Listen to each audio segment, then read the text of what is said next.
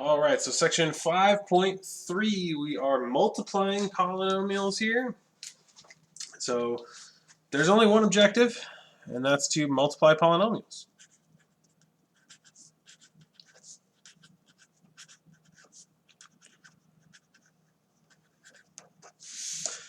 So we just have a bunch of examples here, 8 of them, and we're just going to walk through and talk about the steps into multiplying, simplifying, all that good stuff. So starting with number 1, this is a monomial times a monomial. We've actually already done one of these back in 5.1 when we were doing exponent rules. So when you multiply your constants and you multiply your variables. So we have 2 times 5 is 10, and then x, remember we have same basis, so we're adding x to the third times x to the sixth is x to the ninth, and that's our answer. So that's the simplest form, is when you have monomial times monomial. So number 2 is taking that to the extreme. This is still a monomial times a monomial, but now we have coefficients to multiply. We have a bunch of different variables to multiply together. So what I like to do is just match like to like, so I know what I'm multiplying together, just like I did up here. So the 7 has no cross, so that means it's alone. The negative x also has no connector, so I'm going to add the negative x. And now I can do the y, 4 plus 11 is 15, and the z, 4 plus 5 is 9. So if you break it down like this, even if something complicated like that, not too bad. So moving on now, we're actually going to jump up to number 5, and we'll come back to this in a second. Number 5 is multiplying a monomial by a polynomial. And so this is just a distribution. Everything gets distributed. So we have negative xy times 7x squared y, so that's going to be a negative 7x to the third, y to the second. Then negative xy times positive 3xy, so that's going to be a negative 3x squared y squared. And then negative xy times negative 11 makes this positive 11xy. And so going from this one, we're going to now jump back to number 4. I guess I could have done number 4 next. These are just out of order because I was just typing them up. But these are the similar problems, that's why we're jumping around. So again, this is a monomial times polynomial, so we distribute that monomial term to each of the others. So negative 3x squared times 4x squared gives us negative 12x to the fourth. Negative 3x squared times negative 6x gives us a positive 18x to the third. And then negative 3x squared times 1 is negative 3x squared. Okay, so from here now we're going to jump to number 6. This is the first binomial times a binomial. And this we're going to go into more detail on the back side of this page. This is what we call foiling, and we'll talk about that in more detail. But for now, we'll just do the basics. So we're going to do x times 2x, x times 5, 3 times 2x, 3 times 5. So we have 2x squared plus 5x plus 6x plus 15, multiplying all those out. And then we can collect like terms into 2x squared plus 11x plus 15. So now coming down to number 7, we have a binomial times a trinomial now.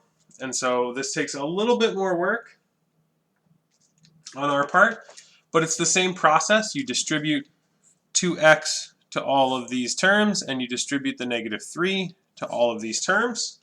So our first one would be 2x times 5x squared, and that would give us 10x cubed. Then 2x times negative 6x is negative 12x squared. 2x times 7 is positive 14x. And then negative 3 times all these 3 terms, so we have negative 15x squared, positive 18x, and then negative 21. And then we just collect like terms, so I have some x squareds I can combine and some x's. And we end up with 10x cubed minus 27x squared plus 32x minus 21. All right, and number 8, again, is a binomial times a trinomial. So we are distributing our terms to all of the ones we see on the right. 4x squared times x squared is 4x to the 4th. 4x squared times 2x is 8x cubed. 4x squared times 8 is 32x squared. And then 7 times these 3 gives us 7x squared plus 14x plus 56. And then we can do some collecting of like terms here and here, and we get 4x to the 4th plus 8x cubed plus 39x squared plus 14x plus 56. And that's our final answer there. So the reason I skipped number 3 was because it is arguably the hardest of the problems we have here, because it has three terms being multiplied, or 2 multiplications. So what I always recommend is do the binomial times the binomial first, because it'll just be a little bit easier to distribute the 2x when we're done. So what happens is the 2x comes down, and then we do the same thing we did before, distributing to every term. So 5x times 9x, 45x squared. 5x times 1 is plus 5x. And then negative 4 times 9x is negative 36x, and then negative 4. And now we distribute the 2 to these terms, and so we'll have 90x cubed plus 10x squared minus 72x squared minus 8x. And then we can collect a little bit of like terms here, and so we end up with, I'll write it right here, 90x cubed minus 62x squared minus 8x.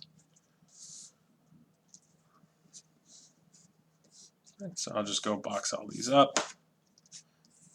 So again, on that problem on number 3, what you want to be doing, at least what I recommend you do, you don't have to do in that order, but if you do the binomial multiplication first, distributing a monomial is just a little bit easier than that. Otherwise, you have to make sure that every term you see gets multiplied by every other term inside parentheses, unless you have something like number 1 and number 2, which are just monomials. But every other problem has some distribution that has to be done. So, turning the page here, we're talking about foiling. So this is the mnemonic device for multiplying binomials. And so I want to give you this nice little chart. I give it to all my students, all my algebra students, because I think it's a nice way to outline it. So, and explain why it's called FOIL. So we call FOIL because we do the first terms of each binomial, then we do the outer terms for each binomial, then it's the inner terms for each binomial, and then the 2 last terms for each binomial. So that's where the FOIL comes from. First, outer, inner, last. You don't have to do it in this order, but this is just the thing that's been taught probably since, I don't know, we started multiplying binomials. But I've got a couple ones for you to practice here, and you can always check your work by just distributing them out. And then you can, come see me at office hours or not. But this is here for your use, so if you're confused about FOIL, this lists out the terms as well, as you can see on your sheet, and then it gives you the final answer. So you can use this as a reference. You can use all of these problems to see all the different terms and distributions that we had to do for some more complicated ones.